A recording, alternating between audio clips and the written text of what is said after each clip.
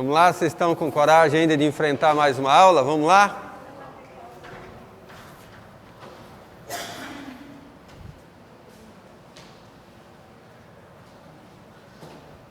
De quem que é esse caderninho aqui? Teu, Maria? Não, é da Maria. Maria? Ah, tá, da Maria. Maria Costa. Maria. Ah, da Maria Costa?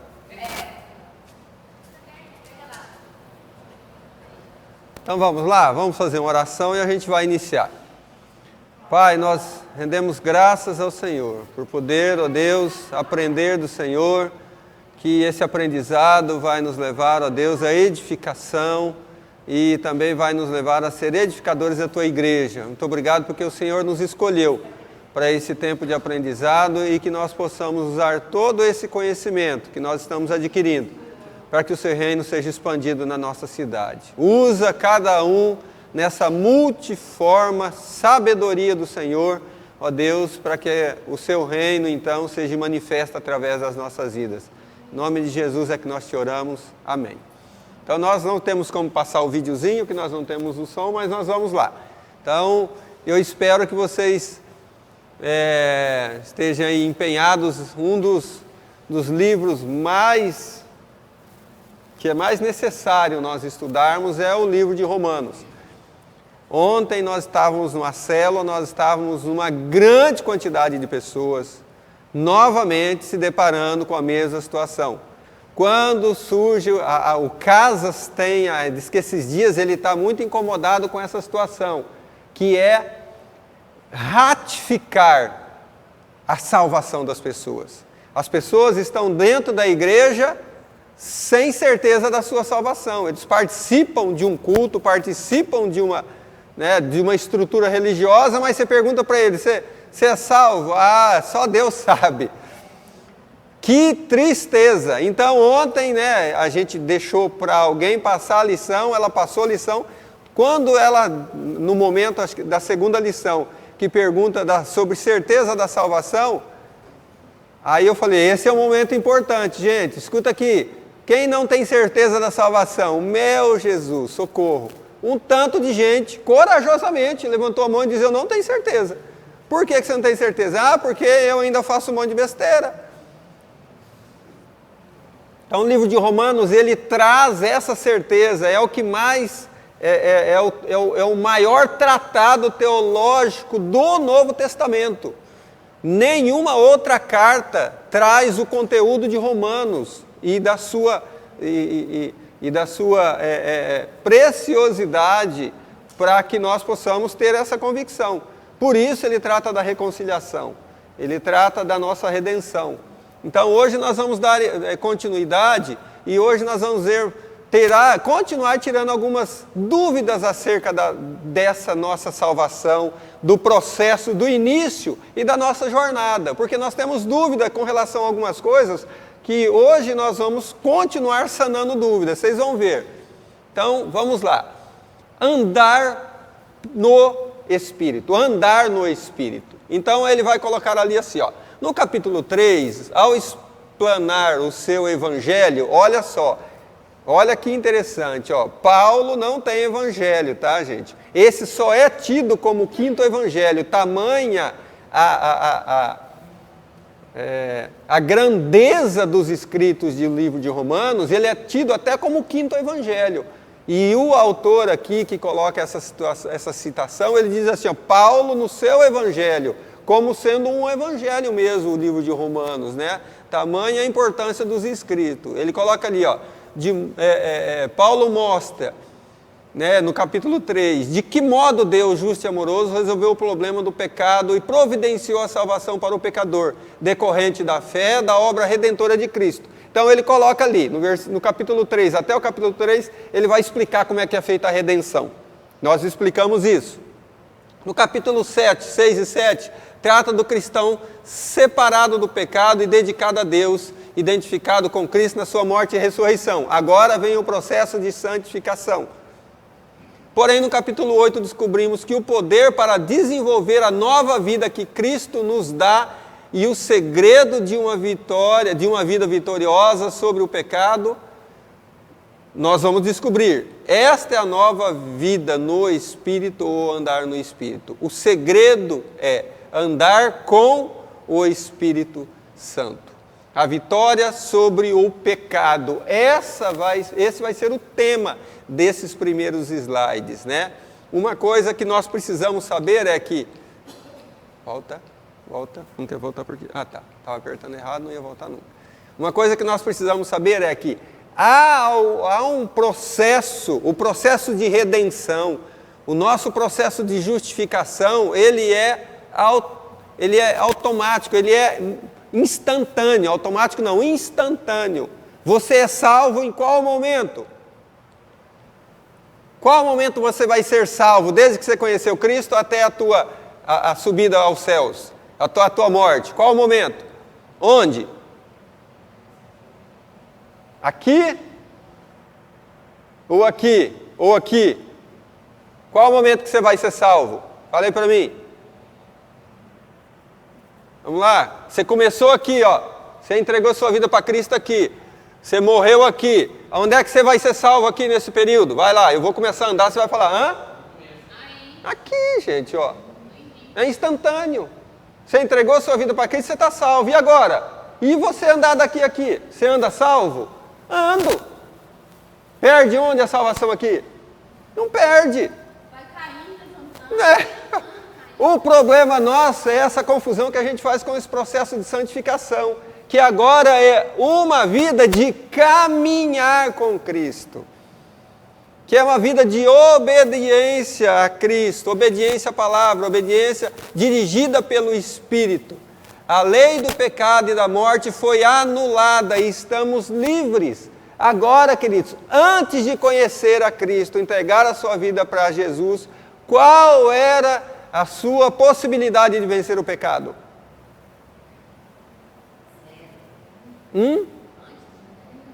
Nenhuma. Você estava morto nos seus delitos e pecados. Você não tinha nenhuma chance, você não tinha nada. Mas quando você entrega a sua vida para Cristo, você começa, você é livre dessa escravidão, você é ressuscitado com Cristo. Agora você pensa, e você não pensa com a tua mente, você pensa com a mente de Deus, você teve esclarecimento. Agora você tem a oportunidade de dizer para o pecado,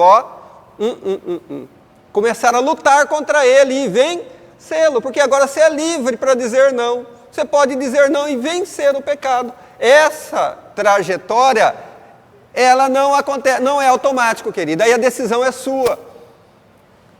Aí é uma decisão sua, do teu dia a dia, de andar com Deus e começar a vencer essas coisas. Ela não é automática. Tem dia que você vai perder. Há dias em que você vai acontecer coisas que você não gostaria. Você lembra que Paulo disse? Uma das exclamações de Paulo é: miserável homem que eu sou. Quem pode me libertar desse corpo? Esse corpo do pecado, esse corpo da morte. Eu gostaria de fazer o bem, e eu não faço. E eu não gostaria de fazer o mal, e esse eu faço. Como é que eu compreendo uma coisa dessa? Só compreendemos isso a partir disso aqui, ó. Nós somos livres agora, libertos, né? O Espírito Santo veio para operar em nós e nos capacitou a tomar posse da vitória que Cristo providenciou para nós. Então a nossa vitória foi dada através de Jesus Cristo. Jesus Cristo pecou? Não. Então nós também temos a oportunidade de viver uma vida de santidade, né? Ou se eu falar pecar menos, talvez seja a expressão, porque Jesus falou que nós pecaríamos, né? Ele falou que nós não teríamos a condição de viver sem pecado. Nós pecaríamos, né? Mas era para que nós pudéssemos ter um bom ânimo, que ele havia vencido todas essas coisas. Quem trava essa batalha em sua própria força está condenado ao fracasso. Achar que você pode vencer, você pelas suas próprias forças. Porque agora eu larguei disso, eu abandonei, eu sou um cara durão, esquece isso, esquece. Você é tão facilmente enganado, né? Eu estava vindo para cá e estou recebendo algumas ligações, né? Pessoas do convívio da célula, tudo. Uma ligou e eu não vi a ligação, depois ela mandou um monte de mensagem, eu fui ver. Ela tinha acabado de ser enganada, queridos. acabado de ser enganada. Ela tinha acabado de depositar 450, 550 reais para um estelionatário. Oi, mãe, eu te amo, estou precisando de 200. Deposita, ela pimba. Daí a pouco, mãe, não deu, mais um pouquinho, ela pimba. Quando ela se deu conta, já tinha ido 550. Esses dias eu atendi um que só tinha dado 17 mil reais para o estelionatário.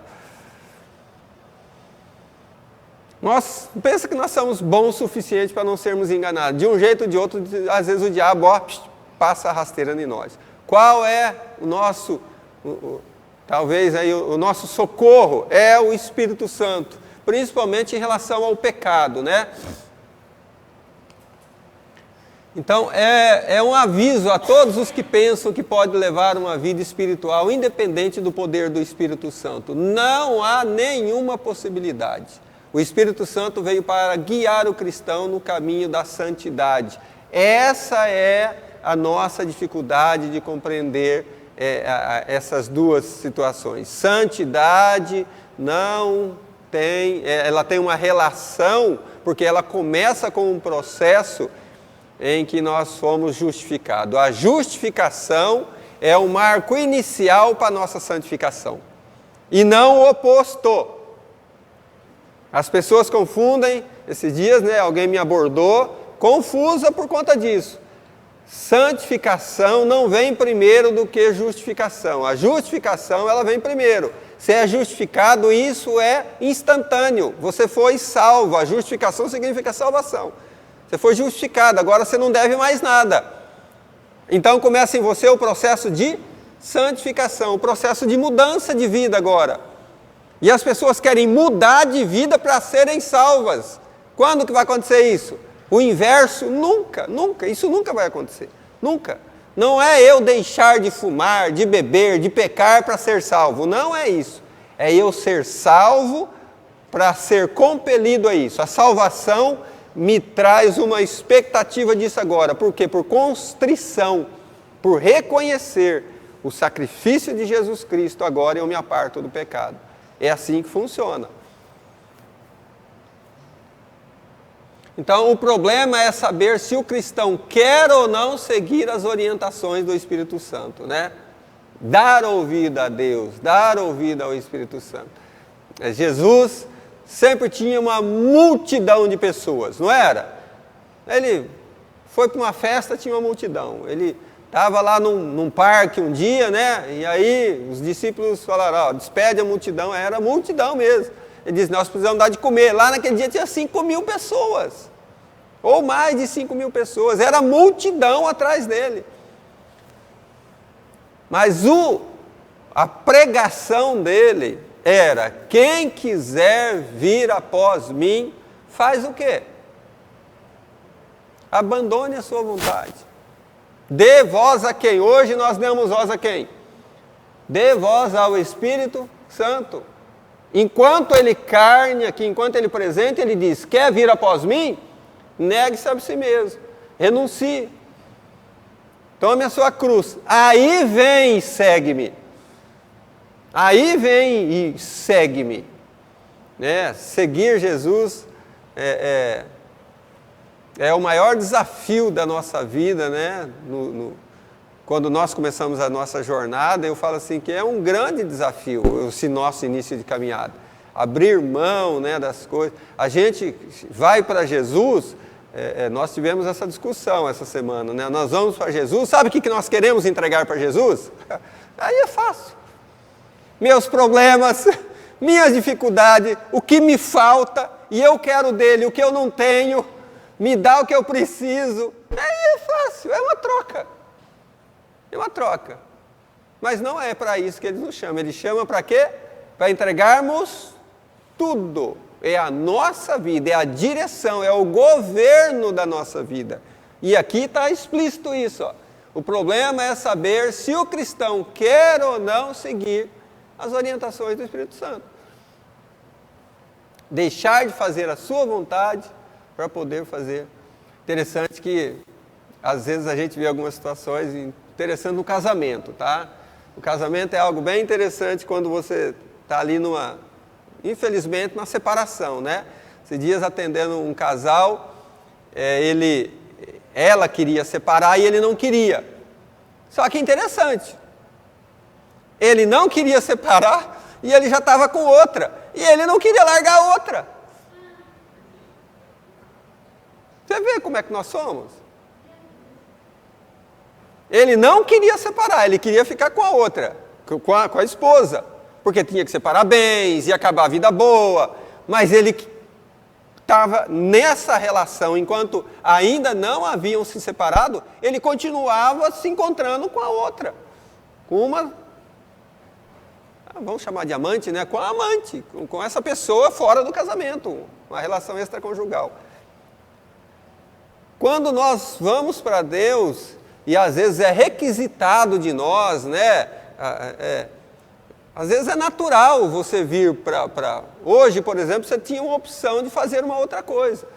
Eu falei assim que nesse período de pandemia, eu fiquei 1 ano e meio, todo domingo, toda madrugada eu acordava, fazia meu cafezinho, aprendi com a Maria a tomar café antes de correr, né? E fazia meu lanchezinho, comia e ia para a pamonharia correndo. Todo domingo, eu fiquei 1 ano e meio fazendo isso. Começou a escola de discípulo, me chamaram eu para ministrar uma aula. O que eu tive que fazer? Cortar, parar. Tive que parar de fazer aquilo que eu queria fazer, eu queria continuar fazendo aquilo que era prazeroso, mas tive que parar de fazer. Você tem que ter uma opção. Eu poderia ter feito o quê? Dito, olha, eu não posso ministrar essa aula, porque eu estou meio ocupado, eu poderia ter, optei? Não. Optei em mudar o curso da minha história ali, fazer de outro jeito, outro dia, me adaptar para poder estar com a igreja, né? Então, são coisas que nós vamos ter que fazer. Às vezes você sente isso e às vezes você é puxado para dentro disso. Você vai ter que adaptar a sua vida. E isso, às vezes, incomoda a gente, tá? Às vezes isso traz incômodo para as nossas vidas. Adaptar a vida da igreja, adaptar a minha vida agora a um novo jeito de viver. E é natural, queridos. Afinal de contas, você foi chamado por Deus agora e você tem uma nova vida. Ou não é? É uma nova vida, é uma nova experiência.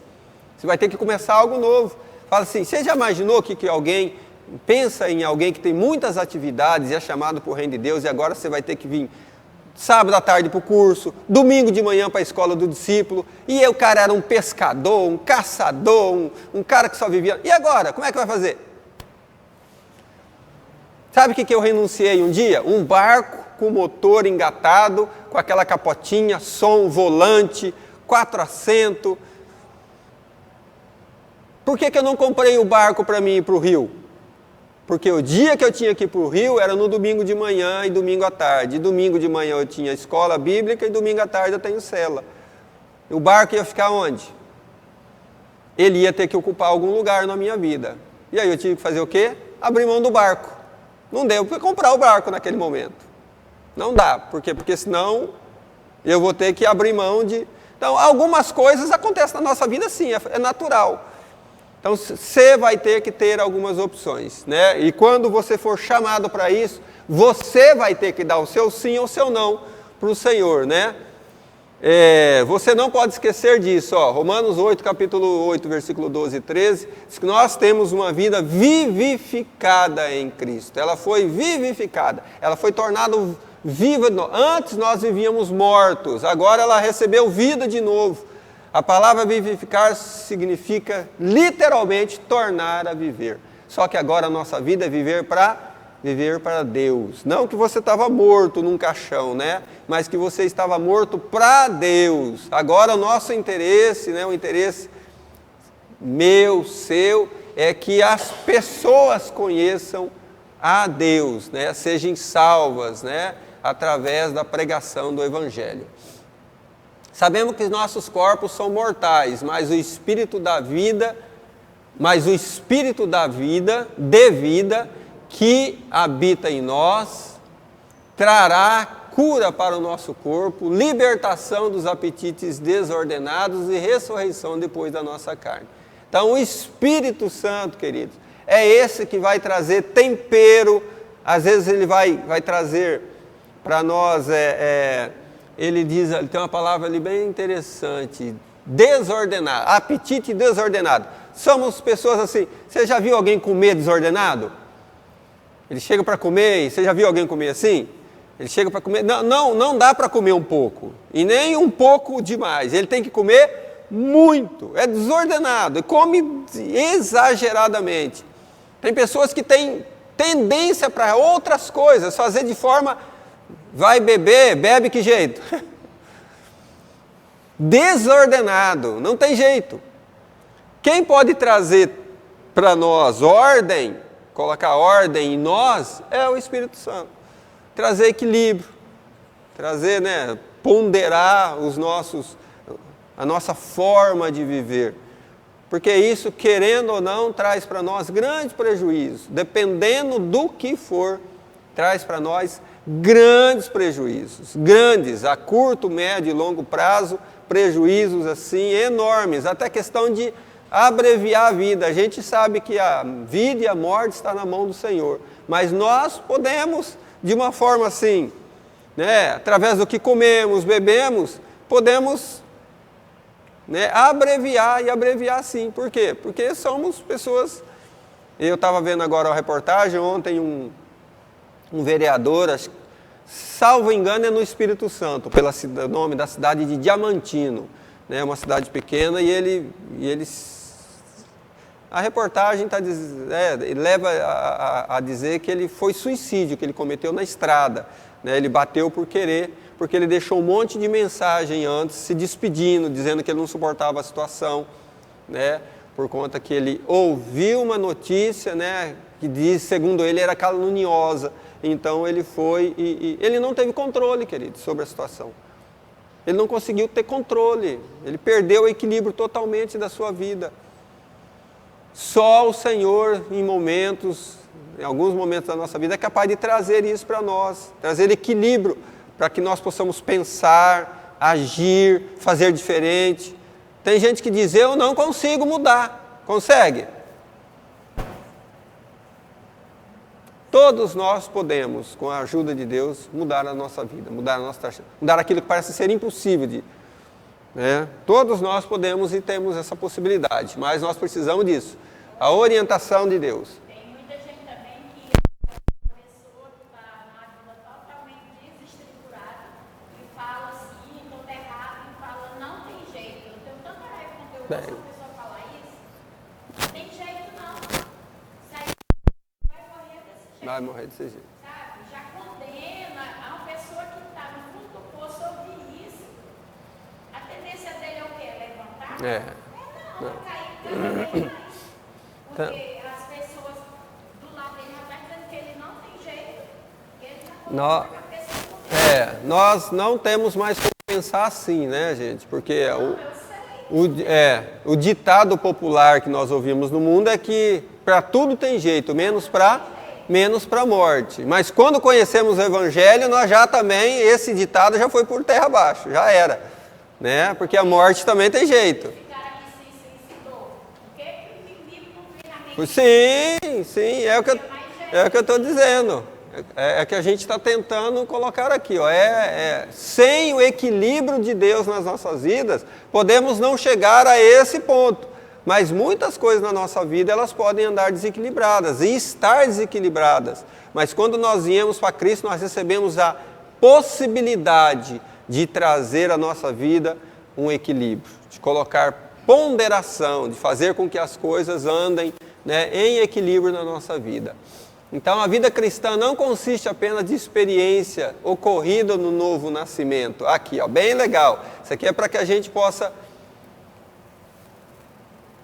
Então, a nossa nova vida em Cristo, ela não se limita a esse momento, a essa experiência, queridos, do novo nascimento, da sua entrega, da sua rendição. Eu entreguei a minha vida para Cristo agora, que alegria, e ser batizado, termina aí?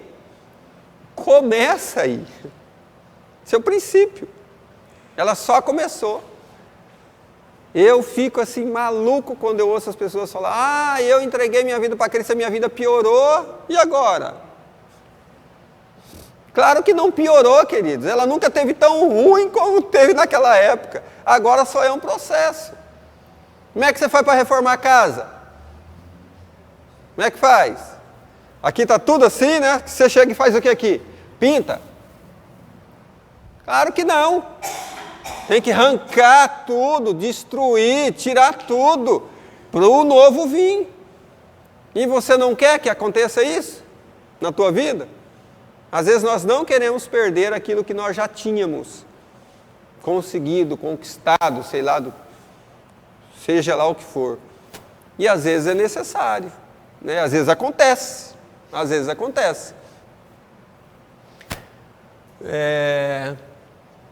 Então, é uma experiência diária e contínua. Andar com Deus, como é que é? Então, você se agarra na tua experiência do primeira vez que você teve vamos dizer assim, aquele primeiro encontro com Jesus, a primeira experiência, nossa, choro, alegria, prazer, você se agarra naquele dia e fica ali. Vou viver minha vida inteira agora até morrer aqui. Vai vir muitas e muitas e muitas outras experiências. Você não pode ficar aqui. Por quê? Porque tem muito mais de Deus para você. Tem muito, mas muito. Teve um momento na minha vida que eu disse, Senhor, quando é que o que mais pode vir da tua parte? O que? Eu já nem sei mais o que esperar. Porque é tanta coisa boa, é tanta, sabe assim, quando você pensa que Deus já fez toda a surpresa possível na sua vida, Ele vem e te faz algo novo. Ele vem e te faz algo novo. Ele vem e te faz algo novo. Então não fique... Por quê? Porque a tua vida... Mas disso tudo vai depender de você andar com o Espírito Santo. Você dar ouvidos a Ele. Então é uma vida contínua, uma experiência contínua e diária. A expressão andar no Espírito refere-se a uma experiência habitual e contínua. Habitual, o que é? É hábito, é todo dia. Né? Não recebemos o espírito de escravidão, mas o espírito de adoção de filhos. Aqui Paulo enfatiza o nosso relacionamento com Deus e não a nossa mudança de natureza. Aqui, ó que legal. Relacionamento, não mais, porque o que lá no princípio... Quando nós somos regenerados, o que muda em nós? Muda a nossa natureza. Nós éramos de filho do pecado, agora nós somos filhos de Deus. João 1,12 diz que todos aqueles que receberam foi dado o poder de serem feitos filhos de Deus, aos que creram nele. A nossa natureza mudou, nós éramos filho comum, agora nós somos filhos de Deus. Filhos humanos para filhos de Deus, mudou a nossa natureza. Aqui, queridos, trata de relacionamento, trata de caminhar, de andar, de você fazer, é uma vida vivida. É a experiência do dia de hoje, do momento, daquilo que você vai viver, daquilo que você vai passar. Então é bem interessante essas coisas para nós. Aqui entra o processo de santificação, de vivência, de vida mesmo. Não é mais aquele momento dentro de um lugar onde você recebeu tudo aquilo que você recebeu. Né? Eu não sei como é que foi teu processo de conversão. Eu lembro que eu estava sentado, nós íamos sair tomar café, era o segundo dia do encontro. Não, era o terceiro dia do encontro. Nós chegamos sexta-noite, teve uma ministração, nós fomos dormir, sábado passou o dia inteiro e eu estou lá assim, ó. Deus não falou comigo ainda, Deus não falou comigo ainda, Deus não falou comigo ainda. Fomos dormir no sábado e Deus não falava comigo, por quê? Porque a minha experiência que o cara disse para mim que ia acontecer é que Deus ia falar comigo. E eu falava, Deus não vai falar comigo porque Deus não tem como falar comigo. Deus é espírito, parece estar lá e eu estou aqui. Ele diz, Deus fala e Ele vai falar com você. Sábado, nada de Deus falar comigo. Eu estou sentado, terminou a primeira ministração, das 7 às 8, era a hora do café. E eu fui levantar da cadeira. Então, saiu todo mundo e eu fui levantar. Quando eu levantei da cadeira, quem disse que eu levantei? Aquilo parece que veio uma enxurrada. Enxurrada não, uma cascata de água, assim, e bateu em mim assim, ali, queridos, eu sei lá de onde veio aquilo. Claro que veio dele, né? Mas veio tanto choro, eu não tinha vontade de chorar, eu não queria chorar, nunca tinha chorado na minha vida. E eu comecei a chorar compulsivamente, tanto, que isso não morreu ali. Isso não parou às 9. Isso não parou no domingo. Isso não parou na semana seguinte. Isso durou 10 dias sem parar. Eu não parava de chorar, eu não conseguia. Eu parava de chorar, estava assim, de repente eu lembrava, ouvia a voz dele e eu começava a chorar. Já imaginou que vergonha, que feio? Não conseguia parar. E eu fui num cara desesperado, falei, cara, pelo amor de Deus, conta para mim o que está acontecendo comigo. Eu fui num daqueles cara que cuida, né, do encontro, depois de umas 2 horas, começou outra ministração, não conseguia. O cara começou a ministrar, atrapalhei tudo. Gritava, desesperado, de arrependimento, de alegria. Corri num cara, falei, pelo amor de Deus, o que está acontecendo? Eu não sei o que está acontecendo comigo. E aí ele me abraçou e disse, não se preocupe. Não se preocupe. Então, queridos, essa experiência, ela ficou lá 19 anos atrás. Dali para cá, tem sido diário. É lendo, é orando, é dizendo sim, dizendo não. Às vezes Deus fala, faz, eu não faço. Quebra a cara. Tem sido assim, é vivência.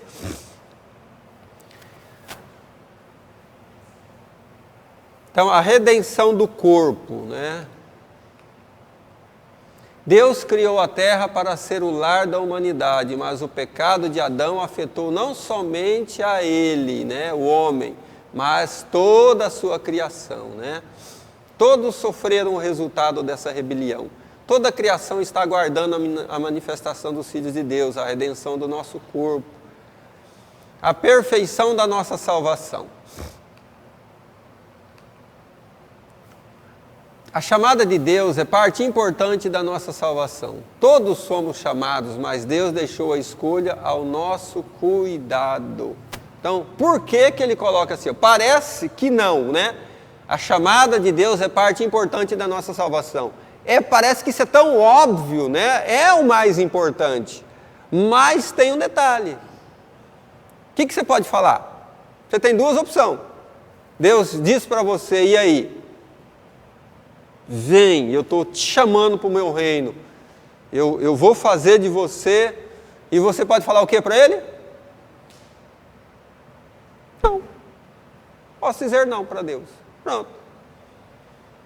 Não vou fazer, vou ficar aqui. Vem que você vai ser importante. Vem. E você diz, não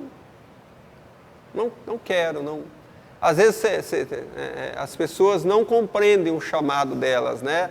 Então elas às vezes ficam, né? Às vezes até vêm para o seio da igreja, mas sentam lá e lá ficam, ouvem, né? Eu fico pensando assim nesses apelos, né? Quando você ouve uma ministração e às vezes aquilo está queimando dentro do teu coração. E aí a pessoa diz, quem quer vem aqui, você fica lá, eu vou, não vou, não, hoje eu não vou, não vou, e se eu for eu vou me comprometer, aí vão ver, não, hoje eu não vou, eu vou ficar aqui. Não sei. Às vezes são essas oportunidades que você vai perdendo de Deus.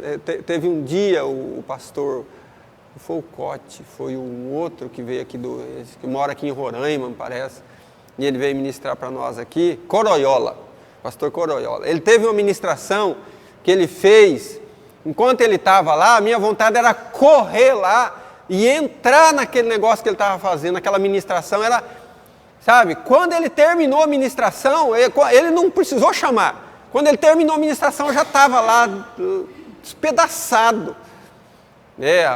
o servo da orelha furada, né, aquele negócio era tão para mim, que quando ele terminou a ministração, já estava lá, já estava lá na frente, já querendo que tudo aquilo que ele falou, que acontecesse com a minha vida, que fosse feito em mim, né? Era uma experiência que eu queria, e às vezes Deus chama a gente e a gente fica lá assim, ó. Um passa, vai, outro passa, vai, outro, né? E vai ser chamado, foi chamado, vai ser usado e eu estou lá. Emperrado, né? Quieto, não dou o braço a torcer de jeito nenhum. É uma escolha. Então é parte importante, você precisa dizer sim, né? Ou se você quiser, né?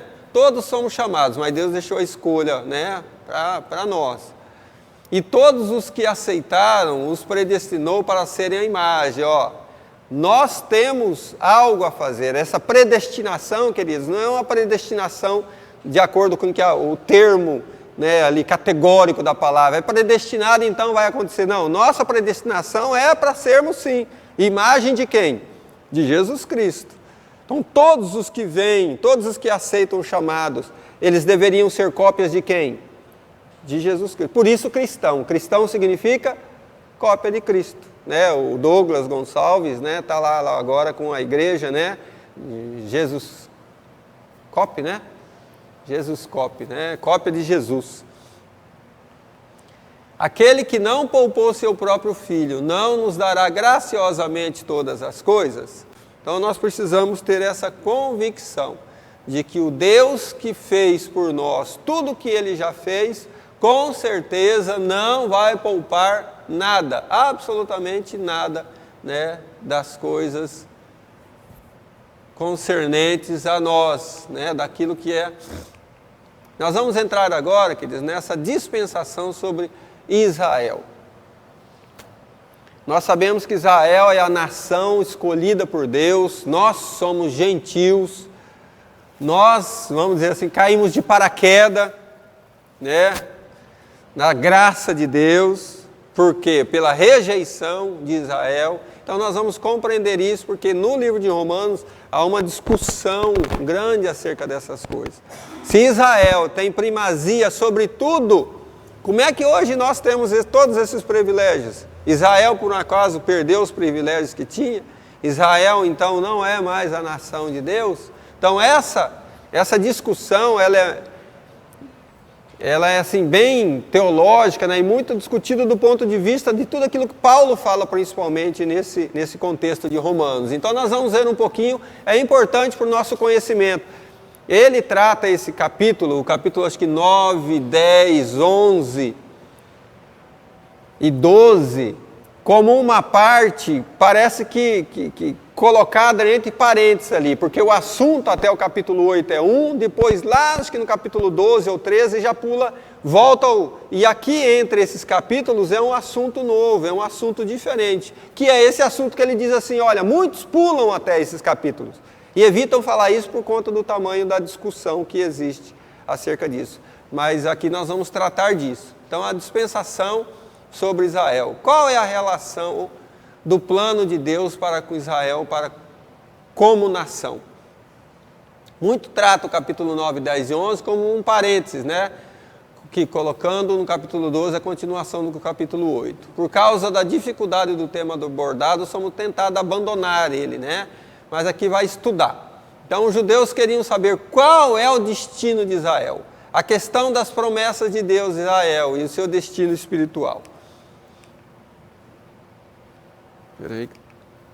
A salvação é apenas pela fé em Jesus Cristo. Como pode obter essa fé? Como obter essa fé, né, se a salvação é pela fé em Jesus Cristo? Então, embora a maior parte da nação judaica tenha rejeitado a Cristo, as suas promessas referentes à redenção nacional de Israel não têm falhado. Dentre a nação há um remanescente fiel. Quando chegar o tempo da restauração completa de Israel, formará o núcleo, né, da nova nação. Então, nós sabemos, né, que Israel rejeita o Cristo, né, o ungido de Deus, o Salvador, né? Então, por isso, né, uma das aberturas do Evangelho, já no Novo Testamento, ali com os discípulos, né, pós Jesus ter assunto aos céus, é a vida ali de Cornélio, né, e Pedro, essa passagem que está lá no livro de Atos, né? Cornélio está orando, né? Cornélio é um homem temente a Deus, só que Cornélio não é judeu. E então Deus ouve a oração desse homem, ouve o clamor dele, reconhece a bondade, as suas esmolas, a vida que ele leva, né? ele tinha a lei impregnada no seu coração, então manda Pedro ir lá até a casa dele. E lá então nós temos precisou dar sonhos para Pedro, visão na verdade, né? Uma visão para Pedro antes dele ir lá, para que Pedro tivesse o discernimento. Né? E o próprio Deus em sonho ter falado para Pedro: o que eu santifiquei, o que eu escolhi, a forma pelo que eu faço, não cabe a você contestar, né? Na visão que Pedro tem, né? Então ele vai abrir as portas do reino de Deus para os gentios, e Pedro era um convicto de que isso era para judeu, isso não era para gentil, né?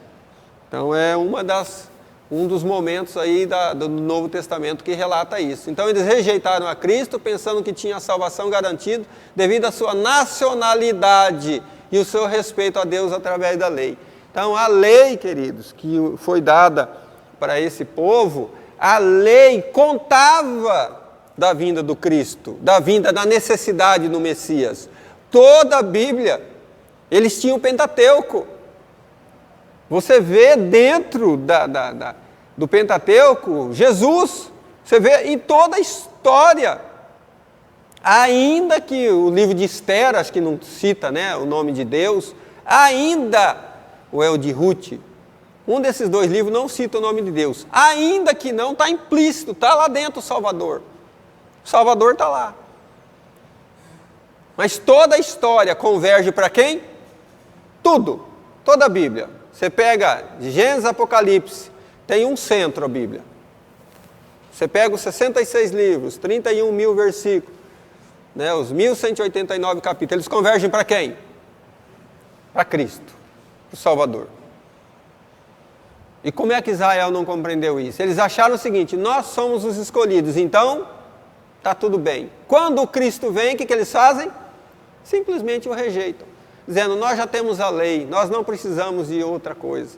O próprio Filho de Deus estava ali, eles rejeitando ele. Então isso tudo faz com que a gente seja alcançado, né? Então a posição da Israel nação, né? Ou seja, da nação de Israel como da Israel como nação. O primeiro problema tratado por Paulo nesse capítulo é o da resistência de Israel ao Evangelho. Então houve uma discussão. Quando Paulo passa a escrever os seus relatos, imagina, ele começa a dizer que há uma outra forma de salvação. E para mim, que já sou salvo, deixa eu falar algo que eu não gosto de falar, tá? Eu não gosto de falar isso, eu vou falar só para nós fazermos o comparativo. Pensa, você chega para alguém que é um irmão católico, e aí você vai falar para ele: olha, você precisa se converter a Cristo. Ele fala: rapaz, eu já sou católico, por que eu tenho que me converter a Cristo? Então Deus é Deus aqui do católico, eu não tenho que me converter a Cristo. Israel fazia o quê? Eu já tenho a lei, por que eu preciso de Jesus? Por que eu preciso do Salvador, sendo que eu já tenho a lei? A lei é minha, a lei é da nação de Israel, não preciso de mais nada não. Se apegaram a isso e aí foram rejeitados, acabaram sendo rejeitados. Nós também temos isso, geralmente a gente atribui isso ao católico, né? A gente fala isso, né? Gente, eu fui coroinha, padre, tá? Fui coroinha, frequentei, tá? Fui quase padre. Às vezes a gente fala assim, tem alguém aqui que fala assim: mas eu estou começando agora, mas eu sou meio católico ainda, e não fala mal da minha religião, não. Não é falar mal, eu estou falando um paralelo, tá? Sem dizer para vocês que eu fui na Aparecida do Norte. Alguém foi aqui? Então eu sou privilegiado em relação a ser um católico, tá? Alguém aqui frequentou freira? E eu fui quase padre, tá vendo? Eu tenho vantagem sobre vocês. Então se falar de católico ofende alguém, ofende primeiro a mim. Sabe o que Paulo está falando aqui? Ele está falando contra qual nação? Uma nação pela qual ele pertencia. Uma nação que era dele. Ele está falando contra ele próprio quando ele fala do judeu, que o judeu não tem privilégio nenhum. Então há um grande embate em relação a isso. Por isso houve uma discussão tão forte em relação a isso, e ele usa 3 capítulos para falar disso, o 9, o 10 e o 11, para falar sobre isso. Tá? Então, a sua tristeza, a tristeza de Paulo por Israel, o leva ao desejo de se sacrificar, se a sua própria vida puder contribuir para salvar o povo. Vamos ler Romanos 9,3? Abre aí Romanos 9,3, vamos ler esse texto? Romanos 9,3, vamos lá. Alguém que abrir aí pode ler. Por causa do meu povo, que é a minha raça e meu sangue, para o bem desse povo, eu mesmo poderia desejar receber a maldição de Deus e ficar separado. Olha só. Paulo diz, eu poderia ser amaldiçoado e estar distante de Deus se fosse para salvar o meu povo. Quem falou isso também? Um outro homem. Quem foi um outro homem que defendeu o seu povo com unhas e dentes? Defendeu Israel a ponto de dizer, eu não vou se o senhor não for junto? Tudo bem. Está aqui, ó. Está aqui embaixo, aqui, ó. Ali, ó. Moisés teve o mesmo desejo. Se for para salvar só eu e o povo não, eu não vou. Pode me mata junto. Olha o que Paulo está dizendo. Eu poderia ser rejeitado pelo Senhor se fosse para o Senhor salvar Israel. Tamanho era o desejo. Como é que esse homem pode ser negado aquilo que ele falou? E o judeu não compreendeu os escritos de Paulo também. Tá? Essa aqui era uma das defesas, um dos momentos de defesa dele em relação ao povo judeu. Dizendo que o povo judeu tinha sim, mas tinha sim os seus privilégios, mas tinha rejeitado a Jesus. E isso então trouxe para eles a perca, disse, vou chupar uma uva aqui que eu estou com a garganta ardendo.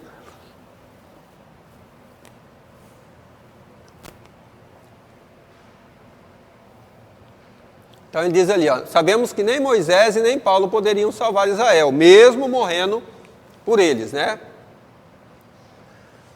Este fato nos faz lembrar a tristeza de Jesus pela teimosia deles no seu pecado, né, ao pecado de rejeição ao Messias de Deus. Né? Mateus 23, né, o 37 e o 39, Lucas 19.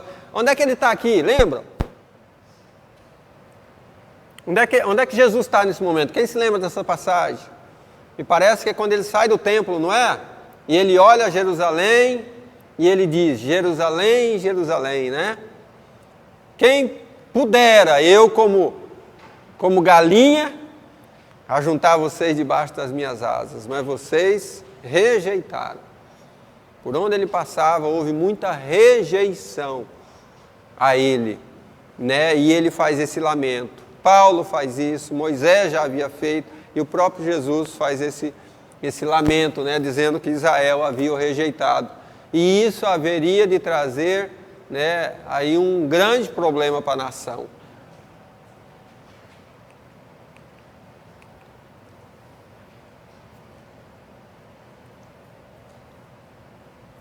Então ele vai colocar ali a eleição de Israel, né? Aqui nós temos uma ilustração da soberania, eleição e escolha de Deus. Deus conhecia Jacó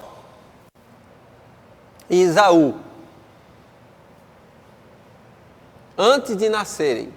Sabia o caminho que cada um iria tomar e qual deles cumpriria o seu propósito. Ele escolhe quem apraz para levar a sua vontade ao mundo. A sua preocupação é com a linhagem santa de Abraão, com o Israel verdadeiro. Então, por que parece que Deus escolhe e nós não podemos interferir? Por quê?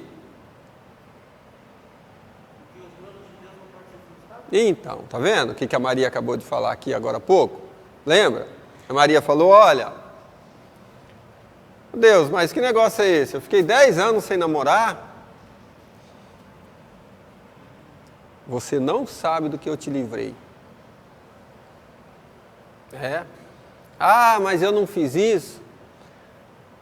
Você não sabe do que eu te livrei. Então, aqui, queridos, Deus sabe, conhece esse início, meio e fim. Então, por que ele não escolheu Esaú? Esaú não era primogênito? Esaú não nasceu primeiro? Por que ele não escolheu ele? Não era o normal? Ele poderia ter sido, ou ter. Quem perdeu? Como é que aconteceu a escolha? A escolha foi de Deus, mas a decisão foi de quem? Quem tomou a decisão de renunciar à primogenitura? Esaú. Quem fez a besteira? Ai, que fome, aí, não foi assim? Ai, que fome. Eu tenho um negócio gostoso aqui, o que nós temos para trocar? Eu tenho uma tal de primogenitura que para mim não vale nada. Vamos trocar trocando um par de lentilha? Bora! O erro foi de quem? Foi de Deus? Não, Deus conhecia o coração de Esaú desde lá do início, né? Desde dentro do ventre da mãe. Vocês já leram Salmo 139? Chega em casa, lê Salmo 139, 15 e 16. Diz que quando você estava sendo gerado dentro do útero da sua mãe, diz que Deus estava sentado, olhando lá dentro do útero da tua mãe, quando você estava informe, sem forma ainda, sem forma, você não tinha isso aí não, era sem forma. Diz que Deus pega e está aqui, ó, conhecendo todos os seus dias. Já sabia cada passo teu, diz que está aqui, está escrito, Salmo 139, 15, 16, relatando todos os seus dias sem que um deles existisse.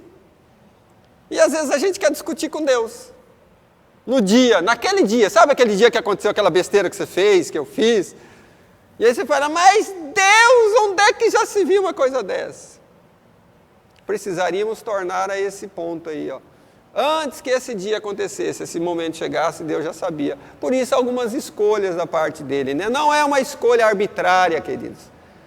Não é uma escolha arbitrária. Não, nós não podemos discutir com Deus sobre escolhas, tá? Tem gente que fala, então eu não tenho direito a nada. Tem sim.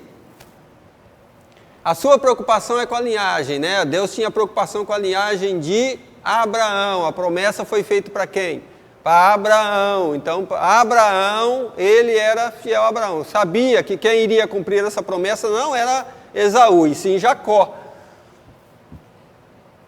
Conclusão, a sua condição de nação perdida deve-se ao fato não de Deus querer de não querer salvá-la, mas por Israel não aceitar a salvação nos termos de um Deus justo e soberano. Então o problema não está em Deus, o problema está no homem. Sempre vai estar no homem. A nossa condição é que nos remete a uma condição de insatisfeito, de desobediente, de estarmos nessa condição de não fazer de acordo com aquilo que era para ser feito. Quando dão alguma coisa para você, você faz a coisa assim, daquele jeitinho. Podem confiar em você? Será que podem confiar em mim? Pode mandar eu fazer que faço tudo certinho. Pode virar as costas e ir embora, né? Deixa comigo, que eu faço tudo certinho. Será que é assim? O trato do homem, da nossa natureza, né? Nós sabemos que nós somos peritos em querer dar o tombo, né? Então, como resultado, os gentios conseguiram a justificação pela fé. Gente, não é por nada não, mas oba! Nós somos gentios, queridos. O resultado de todo aquilo que nós podemos colocar para Israel, desastre, é a causa da nossa alegria. Porque o Evangelho nos alcançou por conta que eles rejeitaram. Como é que era Israel? Como é que um judeu tratava um gentil? Qual era o tratamento adequado para um israelita, para um judeu dar a um gentil? Chamava ele do quê? Quando olhava para ele, olhava ele como quem olha para um cachorro. Desprezível, gentil. Por quê? Porque Deus não tinha compromisso com esse cidadão. Lembra da mulher? Ciro Fenícia, gentia, chega para um judeu, que é Jesus, e Jesus disse, estou nem aí para você. E ela vem, fala, e Jesus continua. E ela diz assim, trata eu como um cachorrinho. Trata eu como um cachorrinho, trata eu como um judeu, eu aceito ser tratada como um cachorrinho. Deixa pelo menos migalha cair aqui. E Jesus disse, nossa, mulher, que fé, quanta humilhação. Talvez ali não seja tanta fé, ela é tratada como uma mulher de fé, mas quanta humilhação. Eu aceito ser tratado como um cachorro. Deixa pelo menos a sobra vir sobre mim, daquilo que o Senhor tem para o teu povo. Então Jesus dispensa sobre essa mulher tudo o que ela precisava, tudo. Tudo que ela precisava, Jesus dispensou sobre ela. Por conta dessa situação. Então nós somos hoje privilegiados por termos sido aceitos por Deus por conta da rejeição de Israel. Então Israel não conseguiu porque a buscou as obras e tropeçou na cruz de Cristo. O texto que ele vai usar, deixa eu ver aqui.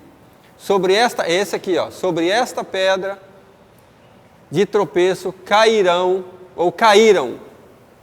sobre esta pedra de tropeço, caíram os judeus e foram expulsos da terra, tornando-se um povo disperso e sem pátria por cerca de 2 milênios. Quando foi que Israel se tornou nação novo?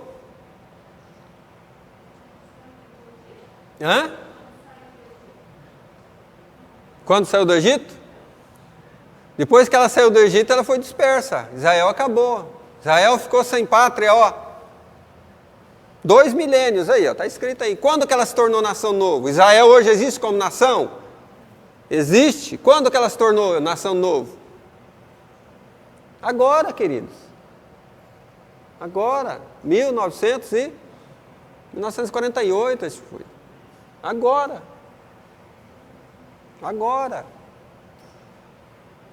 Todo esse tempo, ela ficou sem terra, sem pátria. Foi tomado, foram saqueados e eles foram dispersos pelo mundo. Havia judeu em todo o mundo, mas judeu sem pátria. Como é que é o nome que dá? Expatriados? Não é expatriados, né? Era sem pátria, não tinha. Já imaginou? É como se nós fôssemos brasileiros sem o Brasil. Já imaginou? Você é o quê? Sou uma brasileira, onde é que teu país fica? Nós não temos país, nós não temos terra para nós habitarmos, colocarmos o pé e falar, eu sou uma brasileira que estou no Brasil. Israel viveu 2 milênios, mais de 2 milênios sem isso. Olha o tamanho, vocês acham que eles sofreram por rejeitar a Cristo? Olha o tamanho da consequência, o quanto eles padeceram por isso, querido. Nós achamos que não aconteceu nada com Israel, né? Porque eles negaram a Cristo. Que lá passou, quando Jesus dizia, Corazim, Cafarnaum, Betsaida, se Tiro, Sidom e Sodoma tivessem ouvido e visto o que vocês viram, os milagres que foram feitos aqui, eles teriam se arrependido. Tiro, Sidom e Sodoma foram cidades amaldiçoadas. E diz que no juízo vai haver menos rigor para essas 3 cidades do que para Tiro, do que para Corazim, Betsaida e... acabei de falar outro, esqueci. Cafarnaum. Por quê? Porque Jesus estava presente, fazendo tudo aquilo e eles rejeitaram. E eles não deram a mínima. Inclusive quiseram matá-los, em alguns momentos. Então, sobre essa pedra de tropeço, aconteceram, por conta disso, aconteceu todas essas coisas.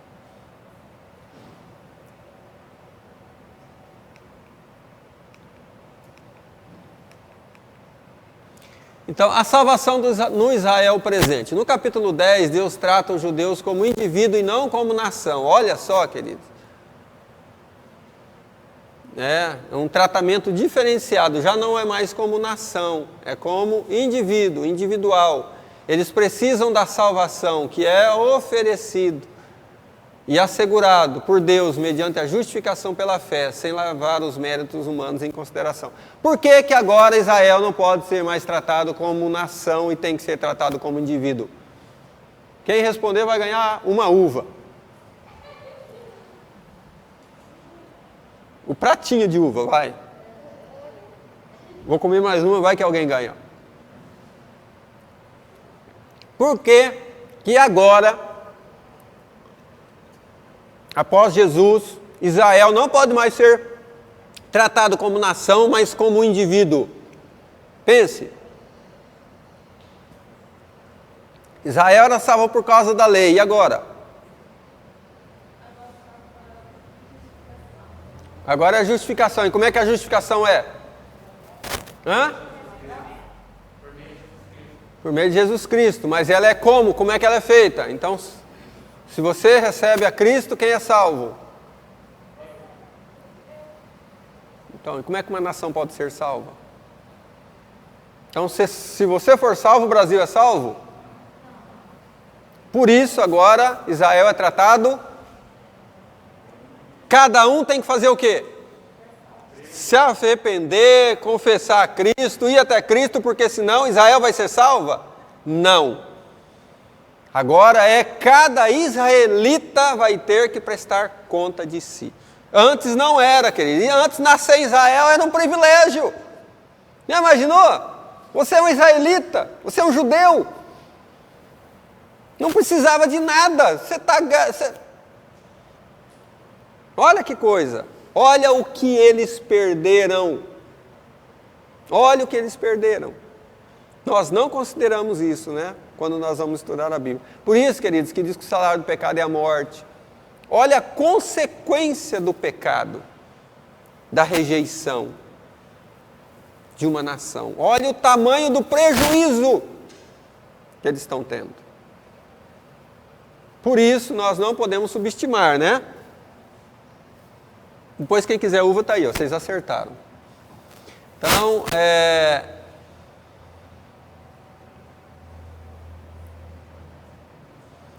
em que os judeus falharam?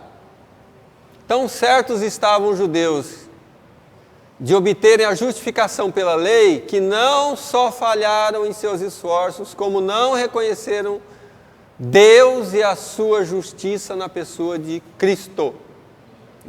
Então foi aí onde eles falharam e falharam, né, tremendamente. Através de Cristo, Deus providenciou a justiça completa, excluindo todos, em qualquer esforço humano, admitindo a justiça da fé somente. Então, ali, nesse capítulo, né, nesses capítulos, principalmente aqui quando vai tratar desse capítulo 10, que ele exclui o povo judeu, ou ele inclui no pecado, né?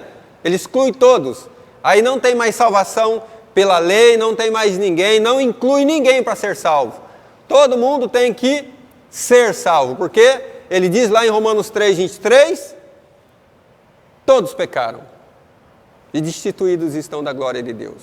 Agora o salário do pecado é a morte, no 6:23, e agora cada um tem que prestar conta porque cabe que nós vamos comparecer diante do tribunal de Cristo, dando conta de quem?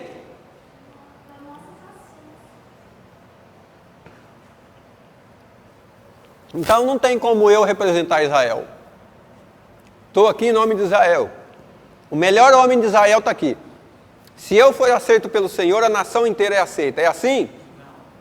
Nasci israelita. Estou diante de Deus.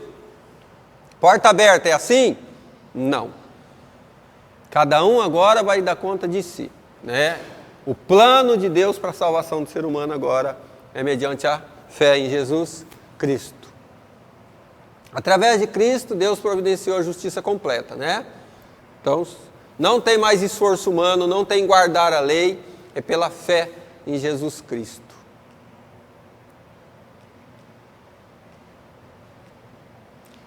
Fica de pé um pouquinho, vamos levantar? Dá uma espreguiçada aí, senão você cansa e morre, né? Dá uma aliviada aí na tensão aí. Tá? Nós não temos eu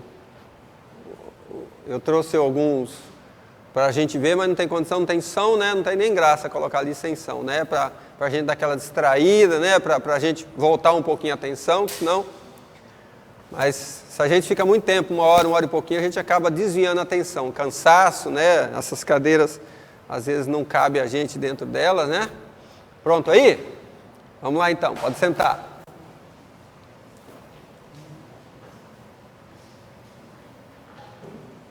Então a salvação, tanto do gentil como do judeu, vem simplesmente através do crer em Jesus Cristo. Mas como a nação de Israel, Israel não professa agora essa fé em Cristo. Por isso o judeu não é justificado. Né? Então eles continuam, né, como nação, eles continuam esperando o Messias, né, esperando a redenção deles, esperando que vai chegar o seu Redentor ainda. Israel, como nação, espera isso ainda. Então Israel, como nação, não creu no Cristo e não crê. Aqueles que são chamados remanescentes, aqueles que, alguns sim, hoje se converteram e se convertem a Jesus. Mas isso é no individual. A nação de Israel continua descrendo, continua esperando por um Messias que nunca vai chegar, né? Já chegou, já veio, só vai voltar, né? Então a justiça reclamada. Paulo insiste em mostrar a Israel que a salvação é pela fé, segundo o Evangelho. Por isso não há salvação para os que rejeitam a Cristo. Não tem outra possibilidade, porque o Evangelho encerrou todos em Cristo. O Evangelho trouxe uma única forma de ser salvo, incluindo a lei. Aqueles que guardam a lei não podem ser mais justificados. Tudo aquilo, né, que Jesus veio, ele veio justamente para trazer esse novo contexto. A salvação agora é pela fé no Filho de Deus. Não existe outra forma. Não existe eu querer uma forma antiga, porque agora aconteceu o renovo da aliança. Agora é o sangue derramado de Jesus, que é o sangue da nova e eterna aliança. Vai ter outra. Teve a aliança com Adão, teve a aliança com Moisés, teve a aliança com Abraão, e agora teve a com Jesus Cristo. E essa é a última e definitiva, não tem mais, queridos. Essas outras foram renovadas, a com Jesus acabou, é a única, é a última e definitiva, acabou. Estamos debaixo dela. E diz que quando renova uma aliança, como é que fica velha? Acabou, anulada. A lei nova anula a lei velha. Nós estudando direito, né? Por exemplo, o CPC foi, agora em 2017 ele foi reformulado. Então se você pegar o CPC antigo, que é de 73, acho que é, e aplicar, for lá, por exemplo, pega a defesa sua ali, vou lá e, né, o que você quer? Eu quero isso aconteceu. Então daqui, vamos lá, vamos ganhar essa causa. Pego o CPC de 73 e formulo toda a minha base de defesa em cima e pá para o juiz. O juiz vai fazer o quê? Cara, tu está ultrapassado, isso aqui não funciona mais, tu perdeu a causa. Assim acontece com a fé em Jesus Cristo. A lei não pode mais, não dá esse amparo para nós, não tem como, né? Opa, espera aí. Então, o fracasso de Israel em receber a promessa divina não é culpa de Deus, mas do próprio Israel. Ele buscou a sua própria justiça e não a de Deus. Era zeloso da lei, mas ignorante espiritualmente. A fé deve estar baseada no verdadeiro conhecimento da verdade, que é a palavra de Deus. Por isso, queridos, é que nós devemos nos atentar para a palavra de Deus, né? Porque o guardar aquilo que nós temos. Eu falo assim, o meu grande, assim, aquilo que eu tenho em mente como mudança de vida, eu tenho da parte do meu irmão, que chegou em casa, né? A gente sempre foi muito praticante do catolicismo, né? Então a minha mãe era muito fervorosa, então essa tradição passou de família. Então eu carreguei muitos anos a santa. E o meu irmão morou com a minha irmã quando a minha mãe faleceu, e a santa foi para ele. E aí ele chega em casa, a minha irmã, um dia ele brigou com a minha irmã, não, ele decidiu ir morar em casa. O meu irmão tinha 60 anos de idade, era esquizofrênico. viveu a vida inteira com a minha irmã, porque a esquizofrenia não deixou ele casar, então ele viveu sempre com a família. A minha mãe falece, ele vai morar com a minha irmã. Ele se viu incomodado e ele decidiu procurar a minha casa. Ele chega com uma mochilinha nas costas um dia e diz, vou morar com você. E aí eu ia falar o quê pro meu irmão? Recebi meu irmão e recebi ele do jeito que ele estava. Então ele chegou, a mochila de um lado e a santa do outro. Você ia fazer o quê? Ele vem, aí ele chegou lá e disse assim, cadê? Eu falei, nós temos o evangelho. Não, traindo minha mãe, não pode. Eu sempre tenho isso em mente. E aí a gente, ele morou em casa e tal, a gente pegou e deu uma Bíblia para ele. Um homem extraordinário, de uma mente fantástica, esquizofrênico, porque não tinha condição de gerir a mente, mas certamente o mais inteligente da família. Pegou a Bíblia e foi ler. Chegou eu um dia do trabalho, ele diz, o jeitão dele chamar era assim, fazia assim, vem cá, sozinho, lendo a Bíblia, ele diz, não achei aqui que fala nada da santa. E disse, você não vai achar. Você achou que fala de quem? De Jesus. Ele falou, pois é esse Jesus que a gente... O que ele fez? Abandonou, largou e foi viver o evangelho. Sozinho, por conta. Se converteu. Então, a nossa religiosidade, o nosso apego à lei, apego à tradição, resolve a nossa vida para com Deus? Não resolve. Não resolve. Meu irmão foi salvo para o céu, isso eu tenho certeza. Meu irmão que eu conheci pessoalmente, foi o mais doido por Jesus que eu já conheci na face da terra, pessoalmente. Foi o meu irmão esquizofrênico. Viveu 4 anos dentro de casa comigo. Louquinho, tá? Pôs a casa de perna para o alto. Tivemos que fazer um quarto para ele. Maluco mesmo, esquizofrênico. Mas o homem mais doido por Jesus que eu já vi na minha vida. Ele acabou não sei com quantas Bíblias em casa. Que ele lia, a revelação via para ele, ele arrancava a folha e ia para a esquina evangelizar. Um doido fazia isso. Porque abandonou a tradição e foi viver o evangelho revelado. É o que está escrito aqui, A fé deve estar baseada no conhecimento da verdade da palavra de Deus.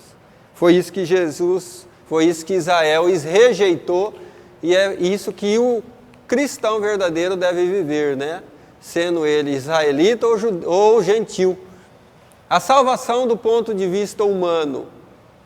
Do ponto de vista humano, salvação é colocar a nossa fé na revelação da justiça de Deus segundo o Evangelho. Qual é a justiça de Deus que está no Evangelho? Jesus morreu por mim, pagou pela minha dívida. O que eu devo então? O que eu devo? Nada, eu fui justificado. Não é? Você fez, agora você merece o quê? Você merece morrer. Pega alguém e diz, vai embora que esse aqui vai morrer no teu lugar. O que fizeram com Jesus e... Como é que era o nome do ladrão? Barrabás. Isso retrata a tua vida. Na próxima aula eu vou trazer o vídeo da música que o como é que é o nome dele? Gerson Rufino fez com o clipe, com o clipe da passagem de Barrabás. Eu vou trazer a próxima música, eu vou trazer para vocês verem. Barrabás sai da prisão sem entender nada. Quem ia morrer? Barrabás. Quem morreu?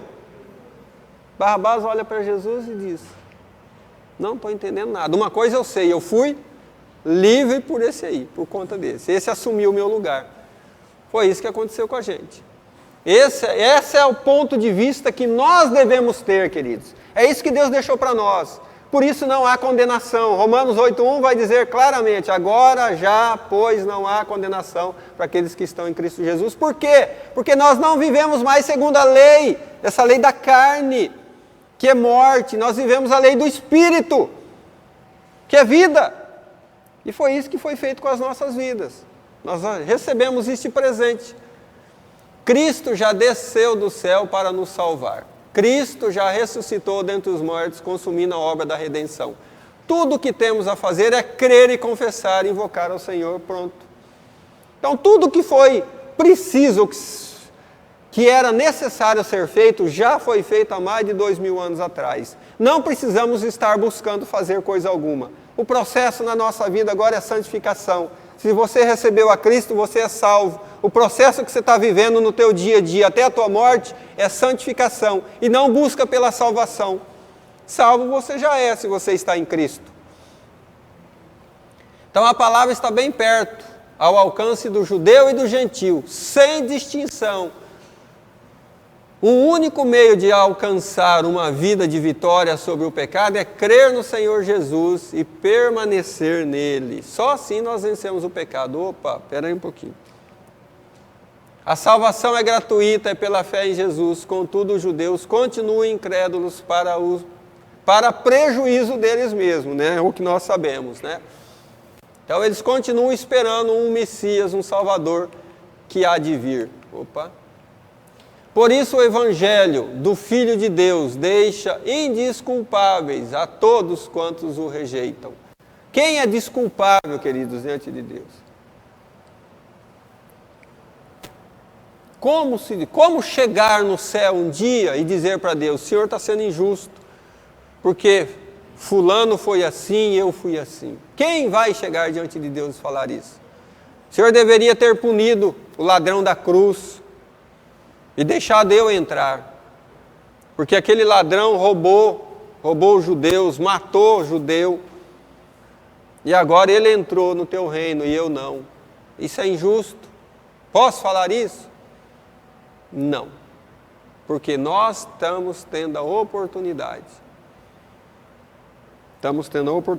de viver o cristianismo e viver e sermos salvos, queridos, só por aquilo que Jesus deixou a gente fazer. É viver essa experiência, né, do crer. De que modo as pessoas podem crer e serem salvos? Né? A conclusão de tudo isso, a pregação do Evangelho torna indesculpável a incredulidade do homem. Deus oferece a salvação gratuita tanto para o judeu como para o gentil. A culpa de Israel consiste no fato de que ele não obedece ao Evangelho, não porque não ouviu, mas porque o rejeitou. E a promessa é para todos, mas nem todos obedecem à voz de Deus. Então aqui nós encerramos justamente trazendo essa consciência de que se Israel foi rejeitado, né, essa concepção deles, né, de que Paulo está discutindo com eles, a rejeição não é por conta de Deus, é por conta do próprio povo. E se nós somos alcançados, é um privilégio nosso ouvir o Evangelho hoje e abrir o nosso coração para Jesus e sermos salvos. E termos o privilégio de viver o cristianismo nos nossos dias. Amém? Então vamos ficar de pé, vamos orar para a gente encerrar? Pai, receba toda a nossa gratidão, toda a nossa adoração, por tudo que nós ouvimos, nós conseguimos enxergar o Teu amor, a Tua misericórdia, a Tua graça dispensada com abundância sobre nós, principalmente sobre nós, nação brasileira. Por isso, muito obrigado, Pai, pelo Teu povo, ó Deus, pelos Teus filhos que estiveram aqui até agora. Que o Senhor possa abençoá-los, enriquecê-los, ó Deus, com a observância, Senhor, de tudo isso que eles ouviram e principalmente com a revelação do Teu Evangelho pleno nas suas vidas. Em nome de Jesus eu te agradeço. Amém. Deus abençoe vocês, tá?